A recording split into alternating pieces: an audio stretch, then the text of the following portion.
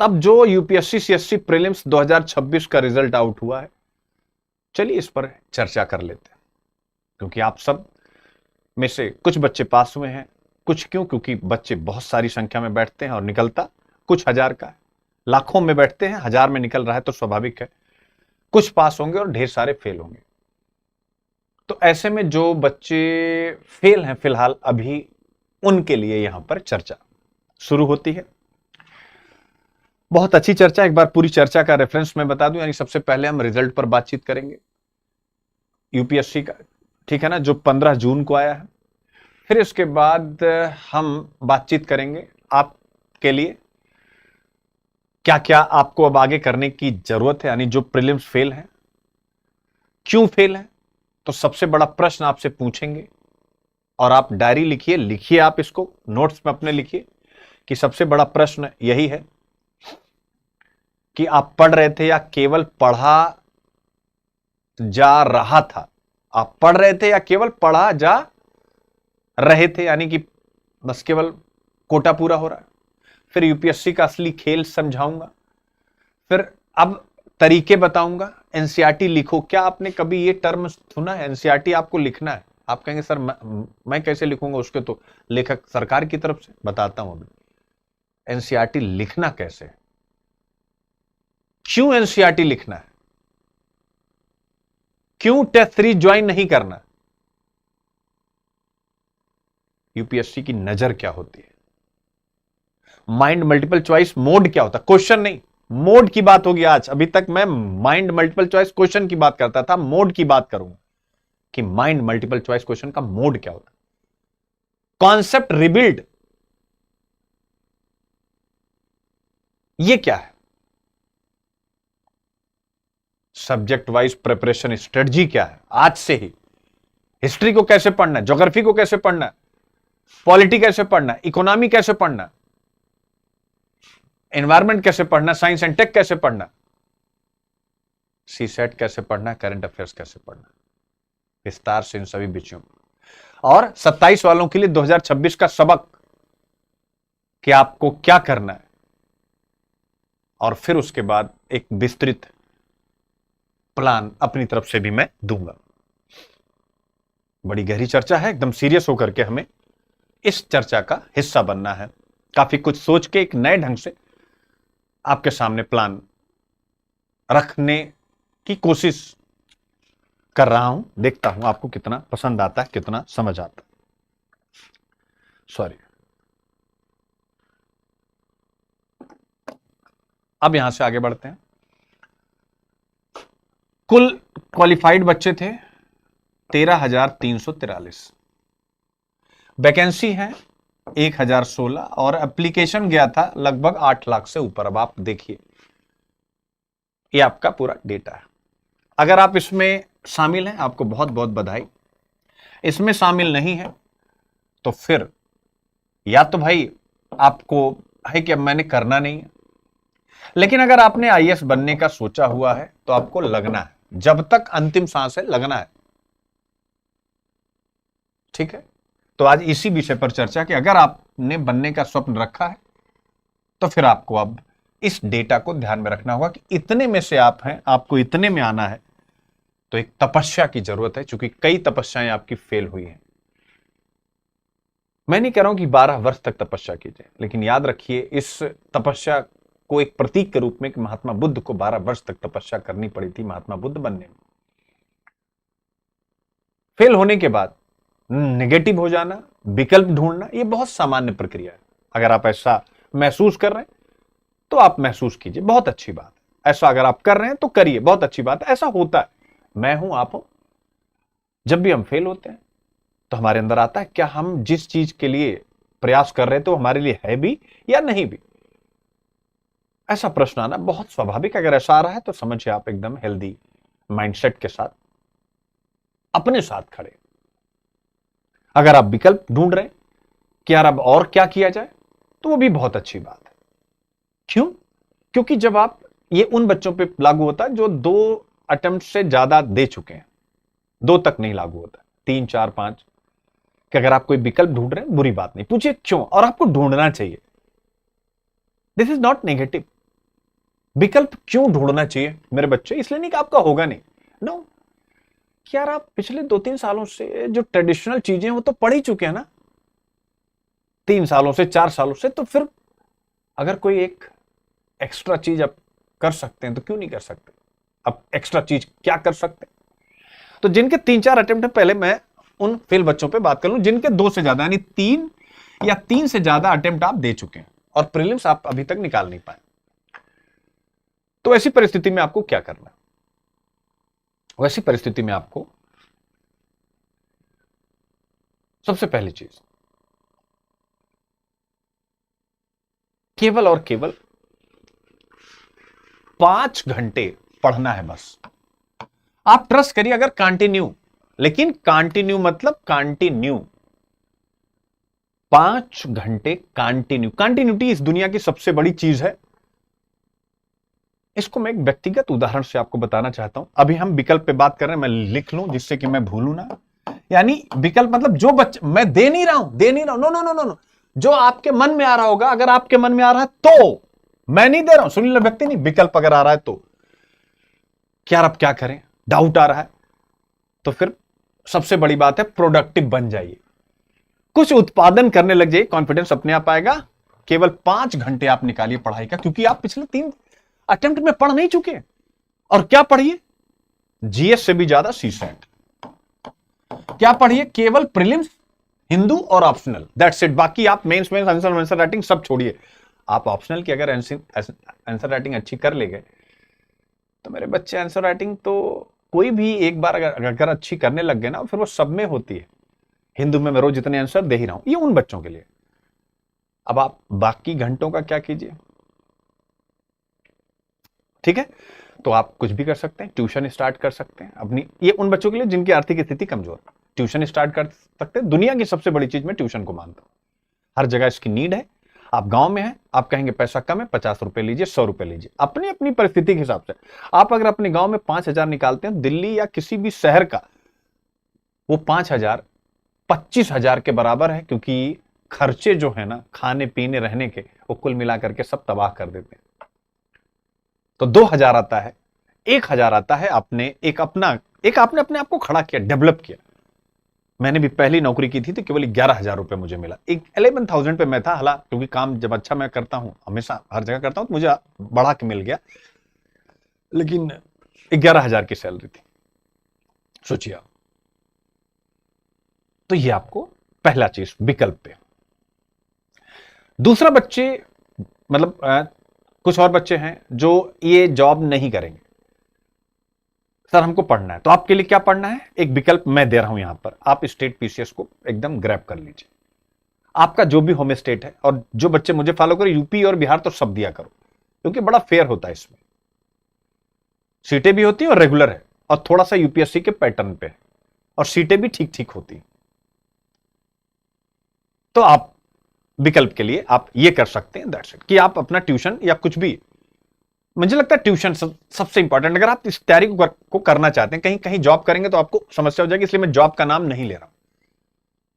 Tuition खोजिए, fail होंगे, विफल होंगे, फिर खोजिए, फिर करिए, फिर करिए, फिर करिए, फिर करिए। आई होप आप बढ़िया से समझे। तो ये मैंने विकल्प वालों के लिए बताया, लेकिन लेकिन लेकिन जो विकल्प भी ढूंढ रहे हैं, कंसिस्टेंसी सबसे इंपॉर्टेंट है। एक छोटा सा उदाहरण मेरा व्यक्तिगत, और फिर मैं यहां से आगे बढ़ूंगा। मेरा बच्चा, ऑब्वियस मैं फोटो वगैरह सिक्योरिटी इन सब पर्सन से, मतलब इन सब रीजन से मैं नहीं लगा रहा हूं। मेरा बच्चा जिसकी उम्र महज 10 साल है, अब आप सोचिएगा 10 साल का बच्चा आपके आसपास हो, उसके बारे में। मेरा बच्चा कल दिल्ली स्टेट में अपने, मतलब 10 साल की उम्र ही एलिजिबिलिटी है, और वो 10 साल का बच्चा है मेरा, और वो बच्चा 10 साल में प्री नेशनल क्वालिफाई कर जाता है। अब याद रखिएगा, अपनी कैटेगरी में नहीं, उसकी कैटेगरी है 0 से 16 में। और ये मत समझिएगा मैं कोई अपने बच्चे की, ना ना, मैं किसी से जल्दी अभी बताता हूं मैंने क्या किया, तब आपके दिमाग में आएगा कि यार ये आदमी किस टाइप का है। 0 से 16 इसको बोलते हैं सब यूथ कैटेगरी। यानी सोचिए 10 साल की उम्र में स्टेट प्लेयर, मेडल के चांस जो 19 या 20 में डिसाइड होंगे, चूंकि मैच 19 तक चलेंगे दिल्ली स्टेट के। सब यूथ, फिर 16 से 19 तक की उम्र की बच्चे होते हैं यूथ, और फिर 19 से 21 तक के बच्चे होते हैं उम्र के जूनियर, और फिर 21 से 44 तक के जो वयस्क हैं इनको बोलते हैं सीनियर वुमेन। मेरा बच्चा चारों कैटेगरी के लिए प्री नेशनल क्वालिफाई किया है, और मैंने जब खेला था पिछले साल, पॉइंट को पकड़िएगा, तो मैं केवल मास्टर कैटेगरी, यानी जो 45 से 60 साल की होती है, उसी साल में 45 का हुआ, यानी पिछले साल, अभी मैं 45 में चल रहा हूं, अगस्त में मैं 46 का हो जाऊंगा। तो मेरे बच्चे, मैं जस्ट एलिजिबल हुआ था उस मास्टर्स कैटेगरी के लिए, और मैंने अपनी कैटेगरी में ही प्री नेशनल क्वालिफाई किया था, याद रखिएगा, यानी केवल मास्टर्स की कैटेगरी में मैं क्वालिफाई था और किसी कैटेगरी में क्वालिफाई नहीं था। यानी मैं सीनियर में नहीं खेल सकता था। सीनियर 21 से 44 मेरे लिए थी, लेकिन उस छोटे से बच्चे ने, 10 वर्ष है अभी उसकी उम्र, और उसने चारों कैटेगरी में प्री नेशनल क्वालिफाई किया, और मे भी मेडल के लिए भी ठीक स्कोर है। तो अब तो कितना आता है आगे और बच्चों का, वो मैं 19-20 में आपको बताऊंगा। ऐसा कैसे हो पाए? बस एक चीज, कंटिन्यूटी, ब्रेक नहीं होने दी मैंने कभी। आप मेरे बच्चे को, मुझे रोना आ रहा है, बता नहीं, स्कारले वायरस होता है।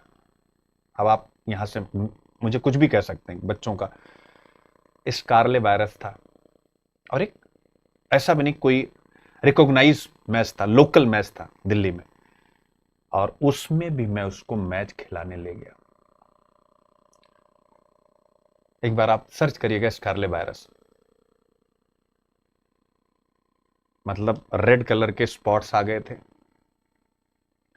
और मेरा बच्चा खुद भी गया कि नहीं पापा मैं चलूंगी, क्योंकि 1 महीने के बाद प्रैक्टिस, मतलब मैच टेम्परामेंट, जैसे आप टेस्ट सीरीज देते हैं कि मैच टेम्परामेंट का मौका मिला है, तो मैं उसको छोड़ना नहीं चाहती, क्योंकि ऑब्वियस 1-2 महीने में कहीं कहीं एक मैच होते हैं, तो वो मैच होते हैं, यानी ऑफिशियल, आप वो भले स्टेट या नेशनल या प्री नेशनल नहीं, लेकिन वो जैसे हम लोग टेस्ट सीरीज कराते हैं, ऑल इंडिया टेस्ट सीरीज इस प्रकार का, तो वैसा होता है। उसने कहा नहीं मैं खेलूंगी, और उस, मतलब सर्दी जुकाम पूरा, फीवर का हल्का हल्का, और फिर भी उसने वहां ठीक ठीक स्कोर मारा। वहां से उसका भी आत्मविश्वास बढ़ा कि यार मैं इतनी वर्स्ट कंडीशन में, मैं अपने जो मेरा टॉप स्कोर होता उसके आसपास में हूं, पीछे थी उससे काफी, लेकिन फिर भी आसपास थी, 10-5 नंबर कुछ भी नहीं होता, 10-5 अंक। तो ये तपस्या, ये मैं 8 साल की उम्र से उसको सिखा पाया कि बेटे जीवन में तपस्या से बढ़ के कुछ भी नहीं। और आप सोचिएगा, 10 वर्ष का बच्चा, पिस्टल का वजन होता है 1.5 किलो। मैं नहीं कह रहा हूं आपको उसकी तारीफ करें, कुछ भी, नथिंग नथिंग नथिंग नथिंग, चूंकि मैं तो ऐसा हुई नहीं ना, तो हम इसको सेलिब्रेट करते ना कुछ भी, चूंकि जब विजन बहुत बड़ा हो तो छोटी चीजों को सेलिब्रेट करना ही नहीं चाहिए। तो मैं बस जो कहना चाह रहा हूं, ये कछुआ, वही उसके दिमाग में डाला, वही आपके, चलते रहो, तमाम बाधाएं आएंगी, हर्डल्स आएंगे, चलते रहो, बस चलते रहो, चलते रहो, चलते रहो, चलते रहो, चलते रहो, चलते रहो, चलते रहो। तबीयत खराब है तो भी टेस्ट सीरीज देनी है तो देनी है, फीवर है देनी है तो देनी है। ये कैसे हो? क्योंकि मुझे डेंगू हुआ था 2 बार, मुझे चिकन पॉक्स हुआ था, लेकिन जब चिकन पॉक्स हुआ था मैगजीन निकालता था, चिकन पॉक्स के दाने बड़े बड़े, और मैं कंटेंट पे काम कर रहा हूं बैठ करके, चिकन पॉक्स में दिल्ली में। चिंतन कीजिए। तो यही वैल्यूज मेरे अंदर थे, मैंने उसके अंदर ट्रांसफर किया आहिस्ते आहिस्ते, कि परिस्थिति कैसी भी हो, मेहनत करना बंद नहीं करना। कंटिन्यूटी उसने पकड़ा, कभी कोई छुट्टी नहीं की। छोटा बच्चा, घूमना पहनना टहलना, उसके पास सारी सुख सुविधाएं हैं, वो चाहती तो कुछ भी करती, लेकिन नहीं, जो आप में भर रहा हूं वही उसमें भी आहिस्ते आहिस्ते भरते भरते भरते भरते भर ले गए। पॉजिटिव था, सकारात्मक था। तो 10 वर्ष की उम्र में 1.5 किलो की पिस्टल लेकर के 55 मिनट नहीं, 1 घंटा 5 मिनट गोलियां चलाना, 1.5 किलो की पिस्टल, 10 किलो का बच्चा, सोचिएगा। और उसमें भी सीनियर कैटेगरी में भी क्वालिफाई, जो 21 से 44 साल की वुमेन्स के लिए कैटेगरी बनाई गई है, उसमें भी क्वालिफाई। 0 से 16 उसकी कैटेगरी है। तो कैसे मेरे बच्चे, यही आपके लिए है, यही सुनील व्यक्ति आपका भी गुरु है कि कैसी परिस्थितियां, लड़ते रहना, लड़ते रहना, लड़ते रहना, आप अचीव करेंगे। और पॉजिटिविटी के साथ कि होगा होगा होगा होगा। अगर मैं और लोगों की तरह, जैसे लोग इस उम्र में बच्चों को जो प्रैक्टिस भी कराते हैं, जो अवेयर पेरेंट्स हैं, वो सिटिंग में कराते हैं। सिटिंग मतलब कुर्सी पे बैठ करके, ये उम्र वही होती है कि कुर्सी पे बैठ करके बच्चे, और कंपटीशन भी 12 साल की उम्र के नीचे के बच्चों का जो कंपटीशन होता है, उसमें भी सिटिंग लिटिल चैंप्स होता है। सिटिंग, मेरे बच्चे ने 8 साल की उम्र से कभी भी सिटिंग में खेला एक भी मैच, नथिंग, कोई मैच नहीं। क्यों? क्योंकि मैंने सिखाया था कि बेटा अंत में तो खड़े होकर के खेलना है, तो क्यों ना हम अभी से खेलें, थोड़ी मेहनत और करेंगे, तुम्हारे हाथों की मालिश थोड़ी और करेंगे। और फिर वहीं से उसके हाथों की केयर करना स्टार्ट हुआ। यानी क्योंकि मैं जिम करता था तो मुझे हर एक फंडे आते हैं, हाथों को कैसे मजबूत करना है, घुटनों को कैसे मजबूत करना है। तो ये चीजें आपको अपने लाइफ में लानी पड़ेंगी। आप कुछ भी कर सकते हैं। और ये वैल्यू आपको मैं ट्रांसफर कर रहा हूं, क्योंकि बहुत सारे बच्चे मेरे ऐसे जो शादीशुदा हैं, महिलाएं, बच्चे हैं आपके, आप दूसरे क्या कहते हैं, दूसरे क्या कर रहे हैं, उससे फर्क नहीं पड़ता। आप बस लगे रहो कि मैंने ये करना है, अपनी फैमिली, अपने बच्चे, भाई बहन जो भी हो, उनसे ये कराना है। और ढील नहीं देनी, ढील नहीं देनी। मैंने कभी मोबाइल देखना रोका नहीं कि रील्स देख रही हो तो आके डांट दो, बस कि अच्छा चलो 5 मिनट और देख लो, उठो अपना होमवर्क करो। मतलब रील देख रहे हो, लेकिन मैंने नहीं रोकना। पता नहीं रील वील को लेकर के, भाई देख रहे हो ठीक है, अच्छी चीज देखो, लेकिन कोई बात नहीं, ठीक है जाओ 5 मिनट और देख लो। बंदिशें नहीं, फ्रीडम, जिससे बच्चे का दिमाग ओपन हो। आपको भी वही चीज करना कि अब आपको अपने ऊपर बंदिश नहीं लगानी कि अब मैं सुबह से शाम पढ़ूंगा। नहीं, ट्यूशन लो, तुम ऑनलाइन ट्यूशन के लिए कोशिश करो, 1 महीने, 2 महीने, 5 महीने सफल होगी। ऑफलाइन अगर नहीं मिल रहा है, आप कहते हो पैसे कम मिलते हैं, अरे कुछ तो मिल रहे हैं, शुरू तो करो। 100 रुपए से स्टार्ट करो, कल को ना जाने कितना हो जाए। कम से कम लोगों को पढ़ाओगे तो सोचोगे ज्यादा ना, क्योंकि किसी भी क्लास को पढ़ाओगे तो आपको सोचना पड़ेगा। तो जो भी बच्चे विकल्प ढूंढ रहे, प्लीज ट्यूशन ढूंढिएगा और कोई नौकरी मत ढूंढिएगा। बाकी स्टेट पीसीएस को अपना मुख्य हथियार, और यूजीसी नेट जेआरएफ और प्रोफेसर्स के एग्जाम हर जगह हो रहे हैं, असिस्टेंट प्रोफेसर के, बस दैट्स इट। तो ये हो गया उन बच्चों के लिए जो फेल हैं या कुछ विकल्प ढूंढ रहे हैं। अब हम यहां से आते हैं मेरे प्यारे बच्चों, सारी चीज आपके सामने लेकर के। अब आता है जो पहली चीज मैं आपसे बात कर रहा हूं, प्रीलिम्स फेल। अब प्रीलिम्स फेल हो गए तो अब हम करें क्या? तो प्रीलिम्स को हराना सीखो। किसी भी चीज को हराना सीखना है आपको, हारना नहीं। इसका मतलब क्या है कि और ज्यादा पॉजिटिव एटीट्यूड, हरा देना इसको। फिर क्या आता है? Option 2, prelims fail. पढ़ना नहीं, यूपीएससी की तरह सोचना सीखो। ये मैंने आपको ऑप्शन दिए। Option 3, the creator strategy for UPSC prelims. Creator, आज के बाद से आप केवल क्रिएटर हैं। क्रिएटर कैसे हैं? एक एक चीज लिखते चले, क्रिएट करो बेटा, सोचो सोचो सोचो सोचो सोचो। तुझे पता है मेरे बच्चे, मैं चैट जीपीटी को रुला देता हूं। अगर मुझसे मोहब्बत करते होगे तो ये तुम्हें पता होगा, अगर मेरी ईमानदारी पे तुम्हें ट्रस्ट होगा तो तुम इस चीज को एक्सेप्ट करो। मैं इसको रो देता है, सच में लिखता है कि मुझे टाइम दीजिए, मैं सोच नहीं पा रहा हूं ये जो आपने मुद्दा दिया है। आप समझ रहे हैं मैं क्या कहना चाह रहा हूं? केवल यही चीज नहीं कंटेंट की बेटे, और भी मैं बहुत सारे काम कर रहा हूं। प्रॉम्प्ट इंजीनियरिंग पे मैं काम कर रहा हूं, उसी पे वो रो दे रहा है।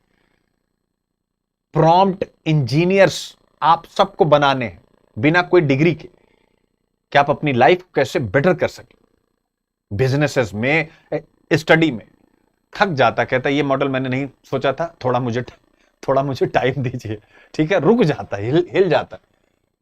तो बस यही क्रिएटर बनना है, ठीक है। आइए जरा ये तीनों चीज एक साथ हम करेंगे। अब हराना है, पढ़ना नहीं, यूपीएससी की तरह सोचना है, और क्रिएटर बनना है, ठीक है। तो प्रीलिम्स फेल, सबसे पहला प्रश्न अपने आप से पूछिए, मुझसे नहीं। आप पढ़ रहे थे, यानी बुक ओपन किया, पढ़ना स्टार्ट कर दिया, पेज नंबर 1 गया, पेज नंबर 2 गया, या केवल पढ़ा जा रहा है? पढ़ रहे थे या केवल पढ़ा जा रहे थे? यानी मैं कहूंगा पढ़ा जा रहा था, इसको ठीक कर लीजिएगा, पढ़ा जा रहा था। पढ़ रहे थे या केवल पढ़ा जा रहा था? पढ़ने का मतलब क्या हो गया? पेज पलट रहे थे या यहां से कुछ आउटकम निकाल रहे थे? जो ये पेज लिखा गया है, क्या इसके समान कोई कॉन्सेप्ट आप डेवलप कर पा रहे थे या नहीं कर पा रहे थे? पहला प्रश्न है, सोचिए आप इस पे। यानी केवल पेज पलट रहे थे, 2-4 क्वेश्चन सोच रहे थे, या ये पेज पे जो जीडीपी के बारे में लिखा गया है, जिस राइटर ने लिखा है उसने एक एग्जाम्पल दिया है, तो अब मैं उस राइटर से अलग जीडीपी की डेफिनेशन निकालूंगा, और जो उसने एग्जाम्पल दिया गेहूं का और किसी चीज का, मैं उससे अलग एक एग्जाम्पल यहां बनाऊंगा, और वो आप बना रहे थे। क्यों? क्योंकि यूपीएससी तो हमेशा कोचिंग वालों को हराएगा, टीचर्स को हराएगा। तो इसलिए असली खेल हमें यूपीएससी का समझने की जरूरत है। तो यूपीएससी का असली खेल इंफॉर्मेशन नहीं है, नोट्स नहीं है, कोचिंग नहीं है, टेस्ट सीरीज नहीं है। यूपीएससी का जो असली खेल है, थिंकिंग है, एनालिसिस है, एलिमिनेशन है, कॉन्सेप्ट बिल्डिंग, ये। तो यानी अब जो 2027-28 वाले बच्चे हैं, 2027-28 वाले बच्चे हैं, आपको क्या करने की आवश्यकता है? 2027-28 के बच्चों को अब यही थिंकिंग, कोई भी विषय आ रहा है, कैसे? जैसे अभी आपने हिंदू में लेक्चर देखा, मिडिल ईस्ट क्राइसिस, आपने पढ़ा किताब से, सुनील सर का लेक्चर भी देखा, हो गया।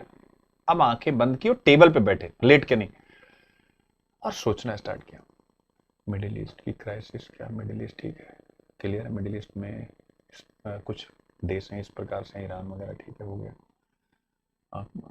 मुद्दा क्या? मुद्दा मतलब हार्मुज स्ट्रेट का ब्लॉकेज हो गया है। हार्मुज स्ट्रेट के बारे में क्या हो सकता है? चोक पॉइंट है, चोक पॉइंट मुझे पता है, चोक पॉइंट के बाद ठीक है ब्लॉकेड हुआ। अब ब्लॉकेड हो रहा है तो इसका मतलब क्या हो गया कि वहाँ से जो कुछ भी आता जाता है वो चीज़ें आ जा नहीं पाएंगी। डिमांड तो है तभी तो आ जा रही हैं, डिमांड नहीं है तो इसका मतलब महंगाई बढ़ जाएगी। अच्छा, महंगाई बढ़ेगी यार, एक तो सर कॉन्सेप्ट बताए थे, इम्पोर्टेड इन्फ्लेशन, पता नहीं क्या भूल गए, मोबाइल निकाला, इम्पोर्टेड इन्फ्लेशन, एआई से पूछा, अच्छा ठीक है, हाँ क्लियर हो गया। चलो, ये यानी जो मैंने बताया उसको विजुलाइज करना, जो किताबों में लिखा उसको अपने ढंग से विजुलाइज करना। आप कहेंगे ये क्या है? मेरे बच्चे, विजुलाइजेशन दुनिया की सबसे बड़ी चीज है। जैसे अब मैं बताता हूं, जैसे मान लीजिए कि जब स्कारले वायरस मेरी बच्ची को मतलब हुआ था, तो स्कारले वायरस में एक दिन तो मैं ले गया, लेकिन उसके बाद बुखार थोड़ा तेजी हुआ। अब मैं क्या कर सकता था, मतलब इसमें होठ वगैरह पूरे रेड हो जाते हैं, बिल्कुल जैसे लाल टमाटर। तो उसके बाद अब क्या करता, क्योंकि अब तो नहीं जा सकते थे, फिर एक कॉन्सेप्ट है विजुलाइजेशन, वही जो आपको बता रहा हूं,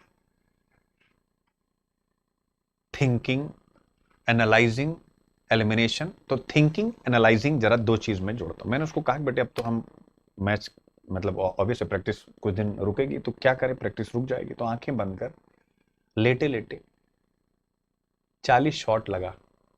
अब आप देखो, लेटे लेटे 40 शॉट जो मैच के होते हैं वो तुझे लगाने, मतलब विजुलाइजेशन। अब आंखें बंद, फील करो कि नेचुरल अलाइनमेंट है, यानी कि खड़े होने का अच्छा तरीका, उसको बोलते हैं नेचुरल अलाइनमेंट। और फिर उसके बाद आपने ब्रीद इन किया, ब्रीद आउट किया, शांत किया अपने आप को। अब आपने पिस्टल को उठाया, फिर उसके बाद आप अपना साइट को मैच किया, धीरे धीरे हाथ नीचे लाया, सांस को रोका और अपने टारगेट जोन में आकर के आपने ट्रिगर चला दिया।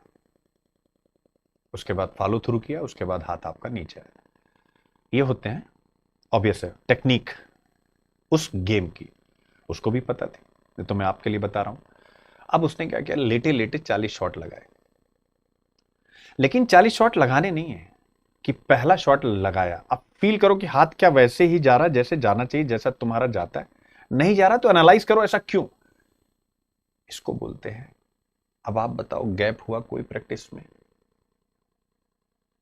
और जब विजुअलाइजेशन हुआ, धीरे धीरे दिमाग स्ट्रांग होता चला गया, और मैच में कोई भी खराब शॉट तो तुरंत विजुअलाइजेशन कि अच्छा शॉट मेरा कैसे आता है। अब अच्छा शॉट आया, कॉन्फिडेंस ऊपर हो गया। तो ये सारी चीजें, तो ऐसे ही आप जब एग्जामिनेशन हॉल में जाएंगे तो एग्जामिनेशन हॉल में जा करके आप क्या करें, विजुअलाइजेशन कि सैंधव सभ्यता में तुरंत कनेक्ट होंगे। देखिए ऐसा नहीं कि विजुअलाइजेशन आप करते नहीं, सोचते नहीं, आप सोचते हैं लेकिन कनेक्टिविटी लेट होती है, इसीलिए क्वेश्चन छूट जाते। इससे क्या होगा, प्रैक्टिस में रहोगे, सैंधव सभ्यता में अच्छा ठीक है, हाँ ठीक है ये होगा। तो विजुअलाइजेशन की ताकत, ये UPSC thinking, analysis, elimination, concept building, इसको अपनी टेबल पे लगाओ सब। अब उसी को प्रैक्टिकल करके दिखा रहा हूं कि क्या है ये असली खेल। अब एनसीईआरटी पढ़ना नहीं है, पढ़ो नहीं, एनसीईआरटी लिखो।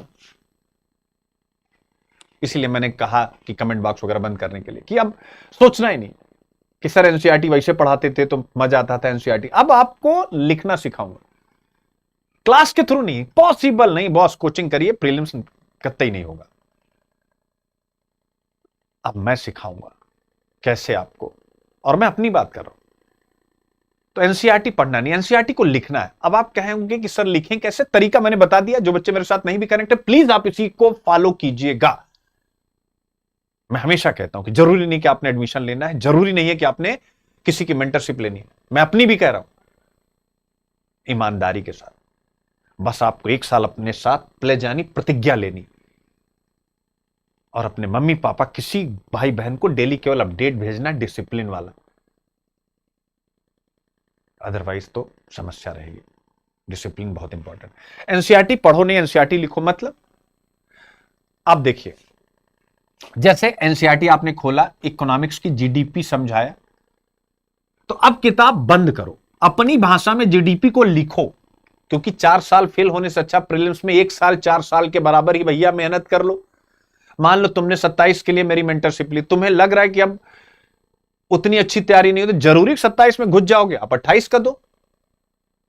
सिंपल सी बात है। मैं ये नहीं करूं 27 वाले 28 में दे, मैं समझा रहा हूं कि 4 साल प्रीलिम्स फेल करके उतना रगड़ो, उससे अच्छा है कि 1 ही साल में उतना रगड़ लो कि 4 साल प्रीलिम्स फेल ना होना पड़े। लिखिए इसको अपनी कॉपी में, 4 3 2 प्रीलिम्स फेल करने से अच्छा है कि पहले अटेम्प्ट के पहले इतना रगड़ लो कि एक भी प्रीलिम्स फेल ना हो। तो एनसीईआरटी को पढ़ना नहीं है, एनसीईआरटी को लिखना है कि भाई जीडीपी को एनसीईआरटी में ऐसे समझाया गया है, अब मैं स्वयं जीडीपी को ऐसे समझाऊंगी, समझाऊंगा। ठीक है, और फिर क्या करना है, ऐसा करने के बाद फिर सोचना है, क्रिटिकल एनालिसिस। क्या सोचना है कि यूपीएससी यार क्या पूछ सकता है। फिर ये हर एक टर्म में होगा, हर एक कॉन्सेप्ट में होगा। गलत स्टेटमेंट क्या बना सकता है यहां पर, आप सोचिए। अगर आप गलत स्टेटमेंट बनाने की प्रैक्टिस पहले कर रहे हैं तो आप कितने स्ट्रांग हो जाएंगे। अच्छा, गलत स्टेटमेंट क्या हो सकता है, अच्छा जीडीपी यार अंतिम वस्तुओं एवं सेवाओं का है, तो ये क्या करेगा, मध्यवर्ती वस्तुएं जो, ओके, जीडीपी की गणना मध्यवर्ती वस्तुओं से, ओके, इस टाइप की चीजें गलत। आपको सही तो किताबों में लिखा ही है, नोट्स में लिखा, सुनील सर के लेक्चर में लिखा, लेकिन गलत क्या है वो आपको बनाना है। कि सीआरआर ऐसा है, सीआरआर का इंपैक्ट ये है, रेपो का इंपैक्ट ये है, अगर कम किया जाए या ज्यादा किया जाए। ठीक है, अच्छा इसमें गलत क्या कर सकता है, अच्छा रेपो बढ़ाने से ये होता है, तो ये जो घटाने वाला है ये बढ़ाने वाले में डाल देगा। आपने किया होगा, लेकिन अब और करना है। अभी हम जीएस की बात कर रहे हैं, सीसेट का एक अलग सेशन करेंगे, और वो सेशन कल अपनी ऐप पर लेंगे, ध्यान से सुनिएगा, या यहीं ले देंगे, इसी हिंदू के सेशन में ले देंगे। तो एनसीईआरटी पढ़ो नहीं, एनसीईआरटी लिखो कि गलत स्टेटमेंट क्या बना सकता है, ट्रैप कहां लगा सकता है। रोज सिखा रहा हूं ना कि कैसे होता है, तो हिंदू में प्रैक्टिकल करके रोज दिखा रहा हूं आपको, किसी की जरूरत नहीं, मेरी भी जरूरत नहीं है आपको, आप स्वयं करिए। वाई एनसीईआरटी राइट, क्यों आपको लिखनी है, क्योंकि जब आप लिखते हैं तो आपका दिमाग कंज्यूमर से आगे बढ़ के क्रिएटर बनता है। और यूपीएससी को क्रिएटर पसंद है कि तुम जो पढ़ के आए हो हम उल्टा पुल्टा देंगे क्वेश्चन, बट तुम अगर क्रिएटर हो तो उस उल्टे पुल्टे से तुम आंसर निकाल ले जाओगे, क्योंकि तुम पढ़ के तो आई हो। तो तुम्हारे पढ़े गए सेगमेंट से हम डायरेक्ट कुछ नहीं देंगे। जिन कोचिंगों से पढ़ा उनके किसी नोट्स को हम एक भी पॉइंट यहां एंट्री नहीं देंगे, लेकिन पूछेंगे वही जो देश दुनिया में चल रहा है, जो इतिहास में, भूगोल में है, राज्य व्यवस्था में, एनवायरमेंट में, ज्योग्राफी में, साइंस टेक में है, सब पूछेंगे वही, इकोनॉमी में है, सब पूछेंगे वही। तो ये याद रखिएगा, वाई एनसीईआरटी राइट कॉपी में लिखिए, क्योंकि आपको क्रिएटर बनना है।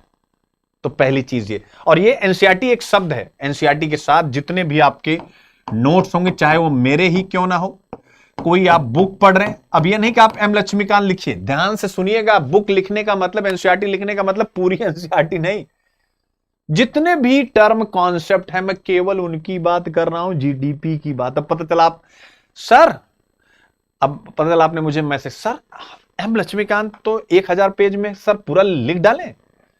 नहीं मेरे बच्चे, नो। एम लक्ष्मीकांत में जैसे आपने पढ़ा फंडामेंटल ड्यूटी, तो आपको याद हो गया, अब उसी को आप लिखिए अपने ढंग से, जिससे कि प्रीलिम्स में आए तो आप कभी भी मिस ना करें ये चीज, ठीक है। यानी जो इंपॉर्टेंट चीज है, जो फैक्ट्स हैं, जो कॉन्सेप्ट है, उस फैक्ट्स के साथ जुड़े हुए कॉन्सेप्ट। तो एनसीईआरटी पढ़ो नहीं, एनसीईआरटी लिखो, और नोट्स भी पढ़ो नहीं, नोट्स को लिखो, और बुक भी पढ़ो नहीं, बुक को लिखो। यानी पढ़ो, उसके बाद स्वयं लिखो, जैसा इन्होंने लिखा उनसे अच्छी लिखो, क्रिएटर बनो। क्यों? क्योंकि प्रीलिम्स वही पास कर पाएगा जो क्रिएटर बनेगा। इस देश को क्रिएटर्स की जरूरत है, ये याद रखिएगा। तो ये सबसे इंपॉर्टेंट है। यानी दिमाग, मैं ये नहीं कर आपके दिमाग के साथ खेल रहा हूं, दिमाग दिमाग दिमाग दिमाग दिमाग, कि जब आप लिखते हैं तो आपका दिमाग कंज्यूमर नहीं होता, उपभोक्ता नहीं होता। किताब पढ़ते हैं तो उपभोक्ता हैं आप, उस किताब के कंज्यूमर हैं आप, लेकिन जैसे आप लिखते हैं उस किताब को पढ़ करके आप कंज्यूमर से क्रिएटर में बदल जाते हैं, और यूपीएससी को यही पसंद है। इसी प्रकार अब एनसीईआरटी हो गई, टेस्ट सीरीज हो गई, और सॉरी एनसीईआरटी हो गई, बुक हो गई, नोट्स हो गई, क्या करना बताया, कंज्यूमर नहीं क्रिएटर बनना। अब क्या करना, टेस्ट सीरीज ज्वाइन नहीं करो, मेरी भी नहीं, पहले बनाओ, सिंपल सी बात, पहले बनाओ टेस्ट सीरीज, और फिर उसके बाद टेस्ट सीरीज ज्वाइन करो और कमियां निकालो। इस टेस्ट सीरीज में 3रा नंबर क्वेश्चन गलत है, 5वां गलत है, या सही है तो ये बहुत अच्छी है या कम अच्छी है। हम लोग आपका मूल्यांकन करते हैं ना, आप हमारा मूल्यांकन कीजिए। अब लेवल वो आ गया, खासकर हिंदी मीडियम, रीजनल मीडियम बच्चे, और जो कमजोर, जिनका जीएससी सेट संभल नहीं रहा, कमजोर स्कूलिंग है, अब आपके लिए पूरी तरीके से स्थिति बदल चुकी, नहीं तो गायब हो जाओगे, फिक्स है। अगर दे रहे हो तो, नहीं दे रहे हो तो कोई बात नहीं। तो टेस्ट सीरीज ज्वाइन मत करो, पहले बनाओ, ठीक है। यानी जब आप कोचिंग के क्वेश्चंस में गलती निकालने लगो ना, तब समझो प्रीलिम्स निकलने लगा, ठीक है।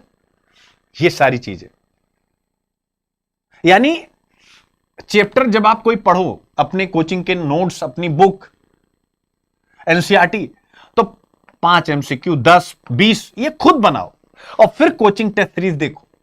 पहले बनाओ फिर देखो, पहले बनाओ, क्रिएटर बनो। मैं कब से बनवा रहा हूं, ऐसा नहीं है, और मेहनत करनी, शायद आपके बनाने में कुछ कमी रह गई होगी। और हर टॉपिक को यूपीएससी की नजर से देखो। रेवोल्यूशन 3, ये सब रेवोल्यूशन है बेटा। रेवोल्यूशन 1, रेवोल्यूशन 1 क्या है? एनसीईआरटी पढ़ो नहीं, एनसीईआरटी लिखो, क्रांति। रेवोल्यूशन 2, टेस्ट सीरीज ज्वाइन मत करो, पहले टेस्ट सीरीज बनाओ। रेवोल्यूशन 3, हर टॉपिक को यूपीएससी की नजर से देखो। कैसे? जैसे ग्रीन हाइड्रोजन हो गया, अब ग्रीन हाइड्रोजन को आपको 10 एंगल से, 5 एंगल से, 8 एंगल से देखना। कैसे देखना? 10 एंगल से देखना, 5 एंगल से देखना, ये आपको करना है। अब आप मेरे ऊपर हंस सकते हैं, लेकिन आज का मैं समय और केवल आपसे ले रहा हूं। कल आपको लेक्चर पढ़ाते समय एक सूचना दूंगा, आपको लगाव हो जाएगा। बहुत बड़ी न्यूज है ये नहीं पढ़ाना है, कहीं जाना, ये सब नहीं, मेरी राइटिंग पे मेरी लेखनी पे, लेकिन आज नहीं, क्योंकि जो चीज मैंने किया है बहुत बड़ा एक चेंज है, बहुत बड़ा। लेकिन उसका पुरस्कार भी मुझे मिल चुका है। एक ऐसे श्रद्धेय व्यक्ति का आशीर्वाद, मुझे फोन आया, शायद हिंदुस्तान के 2-4 सबसे बड़े लोगों में से एक हैं वो, और उनका मुझे फोन आता है। सोचिए, मेरे जैसा सामान्य सा व्यक्ति अपने घर में बैठा अपनी पत्नी बच्चों के साथ, तब तक फोन आता है कि सदा खुश रहिए, और मेरे काम की सराहना होती है। लेकिन मैं उस काम का जिक्र केवल इसलिए नहीं कर रहा हूं कि परमिशन से मैं करता हूं कि भाई हो सकता है, हालांकि वो सब काम हो चुका है, जो मैंने बनाया है सब कुछ प्रैक्टिकल आने लगा है उसका, लेकिन मैं पूछूंगा एक बार कि क्या इसको मैं अपने बच्चों से जिक्र कर सकता हूं जो मैंने ये काम किया है। और बड़ा काम है बेटे, मुझे बड़ी, तो आप कंटेंट के लेवल पर ना, तो आपको बस मुझसे केवल चिपके रहना है। बस हम और आप मिल करके, जो मेरे IQ बच्चे हैं ना, एक दिन हम कंटेंट की एक नई दुनिया बना सकते हैं। लेकिन जब आप पॉजिटिव रहेंगे तब, अगर आप केवल इस निगाह से क्या हो रहा है, क्या पास हो रहा है, नहीं हो रहा, फिर मजा नहीं है। हम जो कर रहे हैं अच्छे से करें बस। कल आपको, आज अगर वहां से मुझे परमिशन मिलेगी, मैसेज डाल के मैं पूछूंगा, देन फिर मैं आप लोगों को पूरा डिटेल दूंगा। आपको अच्छा लगेगा कि आपके सर ये सब काम भी करते हैं, जो साफ कह रहा हूं कि इंडिया के टॉप 5, किसी एक क्षेत्र के टॉप 5, टॉप 10 में होंगे। मैं होता नहीं हूं किसी को 1-2 कहने वाला, मैं बड़ा ही छोटा व्यक्ति हूं, लेकिन फिर भी अगर एक अपने बच्चों के लिए बताऊं तो टॉप 10 में तो है ही वो, किसी एक फील्ड में। अब किसमें, वो भी है कि टीचिंग फील्ड की बात मैं नहीं कर रहा हूं कि इसमें बता दूंगा ये टीचर, नहीं, कुछ ऐसा, और आप सब उनको जानते भी होंगे, ये पक्का है। तो कहने का मेरा मतलब यह है कि आपको बस काम करना है। आपको ये नहीं सोचना है कि कब क्या मिल रहा है, कौन देगा नहीं देगा, आपको किसी सम्मान की आकांक्षा, लालसा नहीं। गुरु मिलेगा तो वही जो उन्होंने निर्धारित कर रखा है। इसलिए हम हाथ पांव क्यों मारे, इसीलिए आपने देखा होगा मैंने अपनी DP पे वासुदेव को लगा रखा है। मेरे आदर्श आराध्य है, उनकी गोद में मैं बैठा रहता हूं। क्यों भाई, सब तुम्हारा है, हम तो काम करेंगे। और चूंकि काम के सबसे बड़े पैरोकार इस दुनिया में कोई है तो वासुदेव श्री कृष्ण है। कर्मण्येवाधिकारस्ते मा फलेषु कदाचन। तो स्वाभाविक रूप से फिर उसमें मैं उनसे क्या ही कह सकता हूं, इसलिए मैंने उन्हीं को बैठा लिया कि ठीक है, मैं ऐसे ही काम करूंगा। प्रशंसा मिली तो, निंदा मिली तो, मैं काम करूंगा। और आपको भी अपने जीवन में यही मूल्य दे रहा हूं, केवल काम कीजिए बस। ये मत सोचिए कि क्या क्या है, बस करिए, अच्छा होगा। हम फेल होंगे, लेकिन फेल होके सफल होने के उदाहरण भी हजारों हैं, और हम जरूर सफल होंगे। अब्राहम लिंकन कितनी बार असफल हुए, अगर हार जाते तो क्या अमेरिका के राष्ट्रपति बनते? आज हम उनका नाम जिक्र करते, हमारे टाइम क्या है, क्या नहीं है ना, तो सदियों सदियों तक उनका नाम लिया जाता रहेगा मोटिवेशन के रूप में कि हार से डरना नहीं है, समस्याओं से घबराना नहीं है, गलत नहीं करना है। नेल्सन मंडेला, अपने आप को सेल्फ डिसिप्लिन रखना है, महात्मा गांधी। ठीक है, ग्रीन हाइड्रोजन, यानी हर टॉपिक को यूपीएससी की नजर से देखो। कैसे? अब यूपीएससी ऐसे आपको विजुलाइज करना, कैसे? ग्रीन हाइड्रोजन देखिए 10 एंगल के। अच्छा, डेफिनेशन एंड प्रोडक्शन, माने कि इसकी परिभाषा क्या है, उत्पादन कैसे होता है। उत्पादन आ गया तो, अब उत्पादन आ गया तो इलेक्ट्रोलाइजर वगैरह सब पता लग जाएगा ना। तो यही तो यूपीएससी ने इस बार प्रीलिम्स में पूछा था आपसे। कलर क्लासिफिकेशन, अच्छा ग्रीन क्या है, ग्रे क्या है, ब्लू हाइड्रोजन क्या है, हाँ व्हाइट हाइड्रोजन क्या है। फिर नेशनल मिशन एंड इकोनॉमिक्स, अच्छा इसका ग्रीन हाइड्रोजन मिशन क्या है, उसका क्या इम्पैक्ट होगा अर्थव्यवस्था पर। ज्योग्राफी और इंटरनेशनल अलायंसेस क्या है, मतलब जैसे इसके लिए हम कहाँ से क्या समझौता वगैरह कर रहे हैं, इसका पर्यावरण पर क्या इम्पैक्ट होगा, ये होता है। इसको बोलते हैं, ऐसे मैं पढ़ रहा था कि मैं, मुझे पढ़ना होता तो मैं ऐसे पढ़ता। तो हर टॉपिक को यूपीएससी की नजर से देखो, हमें यूपीएससी क्या पूछ सकता है, यूपीएससी क्या पूछ सकता है। और फिर revolution 4 mind multiple choice mode में आ जाओ। कोई भी चीज पढ़ो, दिमाग में मल्टीपल चॉइस क्वेश्चन बनाते चलो, यानी प्रश्न पूछते चलो, ऑप्शन बनाते चलो, प्रश्न पूछते चलो, ऑप्शन बनाते चलो। इसको मैं एक कहानी से बताता हूं। मेरे पिताजी एक हमेशा मुझे कहानी बताते थे कि एक नाई, जो बार्बर जिनको आप कहते हैं, तो अपने समय के बार्बर यानी नाई का जिक्र करते हैं, और वो बड़ी अच्छी बात। एक मिनट देखिए, पिताजी की उम्र लंबी, उनका फोन भी आ। हाँ पापा, हाँ पापा, चरण स्पर्श जी। अभी क्लास में हूँ, मैं फोन करता हूँ। ठीक है। तो वो एक कहानी बताते हैं। कहानी ये बताते हैं कि मतलब एक नाई थे और वो जो है, मतलब वो सोते समय में उनकी उंगली ऐसे ऐसे चलती थी। ये देखिए आप, इतना स्किल्ड बंदा सोते समय भी कभी कभी ये देखिए ऐसे ऐसे। इसी मोड में आपको रहना है, प्रीलिम्स के मोड में रहना है। साल भर इस बार कोई पढ़ाई नहीं होगी, कोई आंसर राइटिंग नहीं करने को कहूंगा मैं आपको, क्योंकि अब समस्या है। आप कहेंगे है सर ये तो एकांगी पढ़ाई होगी, ये तो आप थोड़ा सा क्या जैसे होता है जोश में आकर के बोल रहे, होश नहीं है क्योंकि इसमें संतुलन नहीं है। जी हाँ संतुलन है, पिछले 2 साल से मेंस पढ़ रहे हो ना, मुझे से पढ़ रहे हो ना, रोज सुबह सुबह 2 घंटा हिंदू में मेंस की धज्जी उड़ा देता हूं ना। ऑप्शनल तो पढ़ने को कहा, ऑप्शनल तो रोकने को नहीं कहा। तो आंसर राइटिंग तो मैं डेली आपको दे रहा हूं, कोई इकोनॉमिक्स का, कोई जो है साइंस का, कोई सोसाइटी का, डेली दे रहा हूं 3 से 4 क्वेश्चन आंसर। तो आंसर राइटिंग तो आपकी हो रही है। प्रीलिम्स और जो यूपीपीसीएस देने जा रहे हैं, अगर अभी से लग गए तो 6 दिसंबर या 29 नवंबर ऐसा कोई डेट है, आप सोचिए आप कहां जाएंगे। आईएएस भी निकला, पीसीएस भी, और उधर पीसीएस का प्री देके फिर आईएएस में लग जाइए 5 महीना। तो ये है mind multiple choice as a revolution लीजिए। हर टॉपिक पढ़ते समय पूछो यूपीएससी से कितने स्टेटमेंट बना सकता है, यही प्रीलिम्स की थिंकिंग है। एग्जाम्पल मैंग्रोव, यूपीएससी क्या पूछेगा, साल्ट टॉलरेंट फ्रेश वाटर में कार्बन सिंक के रूप में इंडिया का, मतलब इंडिया में कहां कहां है ये, और जैव विविधता से इसका क्या संबंध। क्वेश्चन बनाते चलो दिमाग में। और फिर इसके बाद कॉन्सेप्ट रिबिल्ड योरसेल्फ, मतलब कि मैंने सिखाया, मैंने समझाया, लेकिन अब सारे कॉन्सेप्ट आपके होने चाहिए।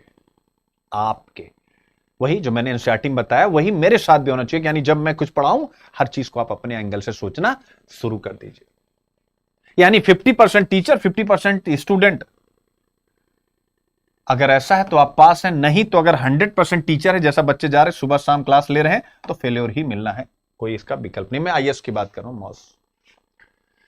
टीचर गाइड है, वो जीपीएस है, ग्लोबल पोजिशनिंग सिस्टम है, और ड्राइवर गाड़ी के आप हो। मैं क्या हूं, मैं जीपीएस हूं, global positioning system, GPS Google map मैं हूं। टीचर आप क्या हैं, आप ड्राइवर हैं। तो मैं रास्ता दिखा सकता हूं, गाड़ी तो आपको चलानी है, ठोकना या बचाना या सही से डेस्टिनेशन तक जाना, लोगों को पहुंचाना है, तो आपके हाथ में है। तो इसका मतलब क्या है कि मैं कौन हूं, जीपीएस। और अगर आपने जीपीएस यानी गूगल मैप को ही स्टीयरिंग दे दी तो एग्जाम हॉल में एक्सीडेंट होना फिक्स है। इसलिए आज से मुझको, सुनील अभिव्यक्ति को, आप जीपीएस गूगल मैप बोलिएगा, और आप अपने वाहन के, अपनी गाड़ी के ड्राइवर हैं। स्टीयरिंग आपके हाथ में होनी चाहिए। अगर स्टीयरिंग आपके हाथ में है तो प्रीलिम्स 23 मई 2027 को आपका है, और उस स्टीयरिंग का नाम है टीचर ने समझाया। तो कॉन्सेप्ट आपका होना चाहिए, यही है कॉन्सेप्ट आपका होना चाहिए, स्टीयरिंग। यह है रेवोल्यूशन 5। अब आता है उसी रेवोल्यूशन 5 में सब्जेक्ट वाइज प्रिपरेशन स्ट्रेटजी। तुरंत स्टार्ट कर दीजिए। जो कहते हैं हमारे पास मेंटर नहीं, पैसे नहीं, यार आप बॉस केवल आलोचना करने वाले, आपके अंदर बिल पावर नहीं है। ठीक है ना, आपके अंदर बिल पावर नहीं है। There are no need to mentors. मैं इसलिए बोल रहा हूं जिससे आप अपने ऊपर विश्वास रखें, लड़ें अपने आप से। अगर पैसे नहीं है तो परेशान नहीं होना, नेगेटिव नहीं होना, आपको खुद को संसाधन के रूप में कन्वर्ट कर देना। तो सब्जेक्ट वाइज प्रिपरेशन स्ट्रेटजी क्या है, हिस्ट्री कैसे पढ़ें। तो पहला ही वर्ड लिखा हूं, बाल की खाल निकालो। ये सब में जाएगा, अपने अपने किताब में लिखो, बाल की खाल निकालनी है। और कैसे निकालनी, why, how, source, difference, timeline, UPSC trap से बताने की जरूरत नहीं। ठीक है, ज्योग्राफी कैसे पढ़े, इसकी भी बाल की खाल निकालो, लेकिन इसमें विजुलाइज करो मैप के द्वारा, खुद मैप में घुसो मेरे भाई।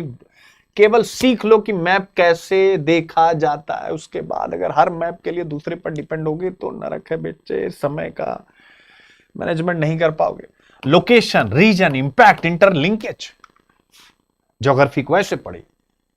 पॉलिटी कैसे पढ़ी, article, logic, exception, judgement, controversy. Economy कैसे पढ़े, definition, mechanism, example, current affairs, link, impact. Environment कैसे पढ़े, species, habitat, threat, convention, India का लिंक। साइंस टेक कैसे पढ़े, बाल की खाल सब में कॉमन है। Technology, working principle, application, advantage, limitation. कोई भी टॉपिक पढ़ रहे हैं, ये सब टॉपिक के लिए बता रहा हूं, चैप्टर के नाम नहीं है। ये पढ़ना कैसे, ये बता रहा हूं। करंट अफेयर्स कैसे पढ़े, बताने की आवश्यकता नहीं।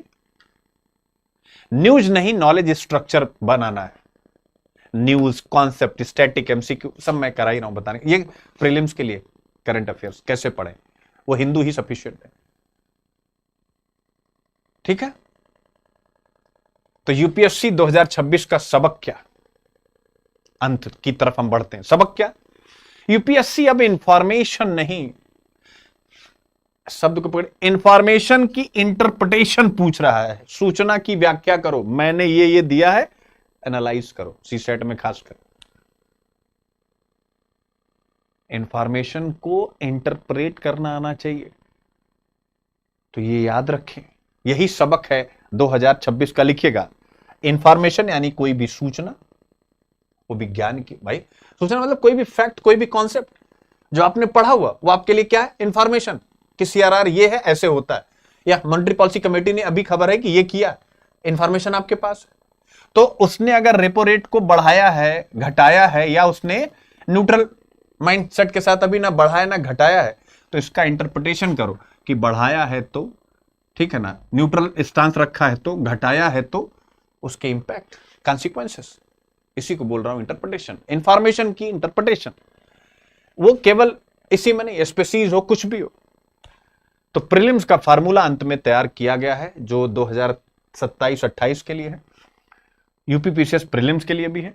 रीड, रीराइट, रिबिल्ड, क्वेश्चन अपने आप से, एलिमिनेट और क्वालिफाई।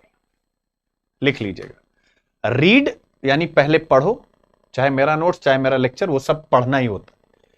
फिर उसको खुद रीराइट करो। फिर रीराइट ऐसा करो कि जो किताब में कॉन्सेप्ट समझाया गया, सुनील अभिव्यक्ति ने कॉन्सेप्ट समझाया, किसी भी टीचर ने, उसको अपने कॉन्सेप्ट में डेवलप करो। अब ये कैसे होता है, इसको मैं प्रैक्टिकल करके अपनी प्रीलिम्स की क्लास में दिखाऊंगा। और फिर, और इसीलिए कल की क्लास जो मैं ऐप पे लूंगा, इसकी वो बहुत इंपॉर्टेंट होगी आप सबके लिए। दोपहर में हिंदू के जस्ट बाद कल का मैं फ्री कर दूंगा, जिसमें ये सारी चीजें सिखा दूंगा। तो जो बच्चे एडमिशन लेंगे उनका तो स्वागत है, जो नहीं लेंगे वो ये सब सीख लेंगे कि रिबिल्ड कैसे करते हैं। हालांकि मैंने यही समझा दिया, वहां थोड़ा प्रैक्टिकल कर दूंगा। और बड़ा रिबिल्ड मतलब कि जिस तरीके से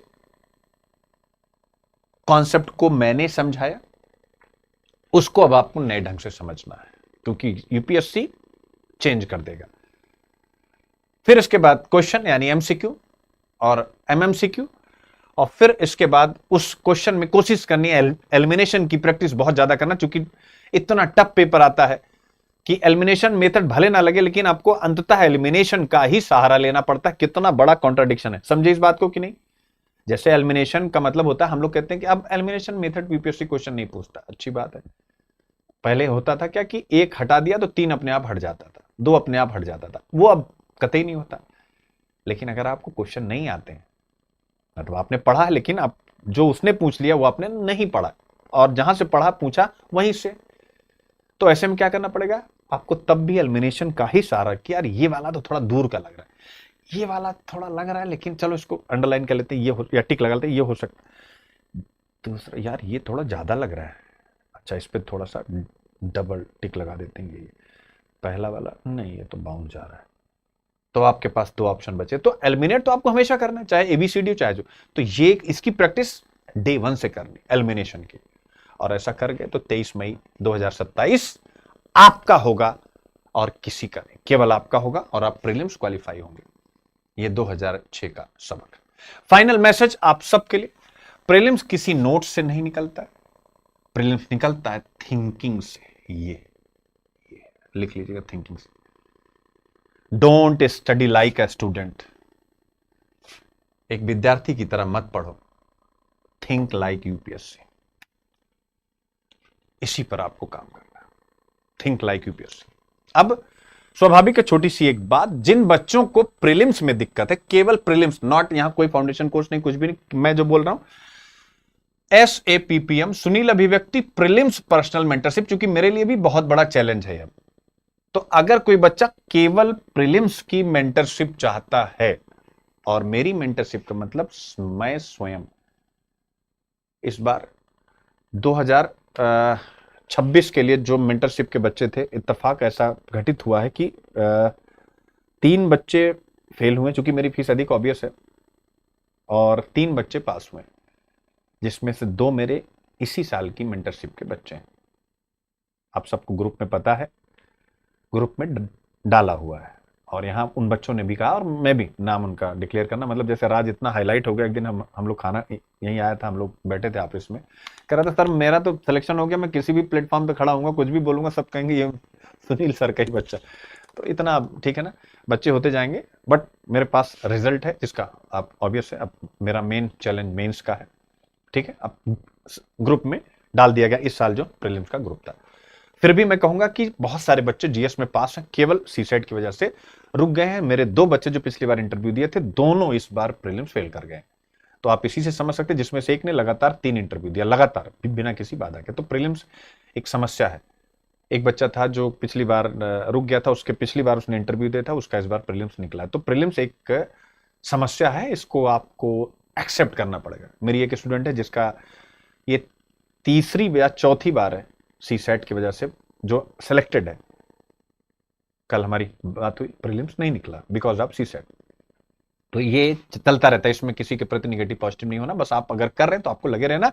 अगर आप लगे और आपको लगता है कि एक मेंटर की जरूरत है, मैंने देखिए पूरे सेशन में हमेशा कहा कि मेंटर की जरूरत नहीं, लेकिन अगर जरूरत है मैं अवेलेबल हूं, और मुझे पता है इसी मॉडल से प्रीलिम्स निकलेगा, क्योंकि इसमें डेली डिसिप्लिन, सुबह आप भेजते हैं आप क्या पढ़ रहे हैं क्या नहीं पढ़ रहे, वो मेरे पास एक डेटा की तरह इकट्ठा, मेरे पर्सनल नंबर पे, ये सब यहां कुछ नहीं है कि किसी और का नाम, मेरा पर्सनल नंबर मैं देखता हूं, कोई टीम नहीं देखती है, पर्सनल अपनी आंखों से, और फिर उसके अकॉर्डिंग आपको सलाह देता हूं। कंटेंट किताबें सब ऐप पर अवेलेबल होती हैं, मेरी क्लासेस अवेलेबल होती हैं, टीम की क्लासेस अवेलेबल होती हैं, तो कोई दिक्कत नहीं। और प्रीलिम्स में 70% सिलेबस में अकेले पढ़ाने लगा हूं, और सीसेट भी 50% अकेले पढ़ा रहा हूं। तो आप लोगों को अगर मेरा पढ़ाने का तरीका पसंद है तो सीसेट में तो अब 80 क्वेश्चन में से लगभग 50 से 52 क्वेश्चन, 80% से भी ज्यादा मैं स्वयं पढ़ाने लगा हूं। यानी कॉम्प्रिहेंशन में पहले से पढ़ाता था, decision making, interpersonal communication skill, data analytics वो मैंने इंट्रोड्यूस किया है। इसलिए नहीं अभी इंट्रोड्यूस किया, चूंकि ये 11, 12, 13 में खूब पूछा जाता था, तो उस समय में मुखर्जी नगर ऑफलाइन में मेरी कोचिंग थी, तो वहां पर मैं सीसेट पढ़ाया करता था, ये सारे सब्जेक्ट, ठीक है। तो ये आपके सामने आता है। तो बस, तो पढ़ना बहुत, अब सोचना सीखो, यही मेरी रणनीति होगी, और सबका लेक्चर अलग अलग बनेगा। डेली स्टडी मॉनिटरिंग होगी, आप क्या पढ़ें, कितना पढ़ें, कैसे पढ़ें, सब पर नजर रहेगी। पर्सनल व्हाट्सएप सपोर्ट रहेगा डायरेक्ट मुझसे, पर्सनलाइज स्ट्रेटजी रहेगी आपकी कमजोरियों और समय के अनुसार, एडॉप्टिव लर्निंग प्लान रहेगा, आपकी गति, समय यानी कितना घंटा आपके पास है उसके अनुसार, वीकली परफॉर्मेंस रिव्यू होगा, आपकी प्रगति की जिम्मेदारी मेरी जिम्मेदारी, एनसीईआरटी लिखो, सोचो, रिबिल्ड करो, प्रश्न बनाओ, ये मैं यहां सिखाऊंगा। यूपीएससी थिंकिंग डेवलप करूंगा, हर टॉपिक को यूपी वो तो कर मैं सिखाता हूं। प्रीलिम्स स्पेसिफिक फोकस, केवल प्रीलिम्स के लिए गहराई से सही दिशा में तैयारी, ठीक है ना। अब यहां पर उन बच्चों के लिए जिनके पास पैसे नहीं है, ध्यान से सुन लीजिए, ठीक है। इसमें मैं अपना नुकसान करता हूं, लेकिन फिर भी आपका सबसे बड़ा गुरु कौन? द्रोणाचार्य ने अर्जुन को ज्ञान दिया, तो अगर अर्जुन ने, उनकी फैमिली के पास संसाधन था, वो द्रोणाचार्य के पास गए। लेकिन एकलव्य ने द्रोणाचार्य की मूर्ति रखकर अनुशासन से स्वयं को महान बनाया।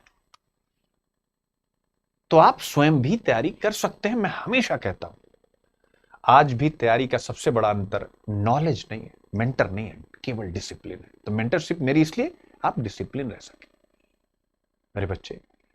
तो हमेशा याद रखिएगा, ऑब्वियस है हमें चाहिए प्लेटफॉर्म के लिए, अपनी टीम के लिए सब कुछ चाहिए, पैसा चाहिए, लेकिन फिर भी मैं ईमानदारी की कमाई चाहता हूं, बस नैतिक रूप से पैसे कमाना चाहता हूं, इसलिए हर चीज में हमेशा शुरू से क्लियर करके चलता हूं। तो डिसिप्लिन सबसे बड़ा गुरु है तुम्हारा। रख सकते हो तो तुम एकलव्य हो, तुम्हें किसी मेंटर की जरूरत नहीं। अगर तुम्हें लगता है कि एक मेंटर तुम्हें मिल जाए तो कहानी बदल जाए, खासकर स्किल्ड, तो फिर आपको मेरे पास अवश्य आना चाहिए, क्योंकि स्किल के लेवल पर तो कोई मुकाबला नहीं। अब की बार की जो मेंटरशिप होगी प्रीलिम्स की, उसमें जो सिखाने वाला हूं वो प्रॉम्प्ट देना, लिख लीजिएगा। यानी ये भी मैं ही शुरुआत कर रहा हूं इसको, मेरे बच्चे लेकिन कितने ही हैं, क्योंकि इनोवेट करता हूं, कॉपी होता है। मैं सिखाने जा रहा हूं प्रीलिम्स प्रॉम्प्ट इंजीनियरिंग, PPE।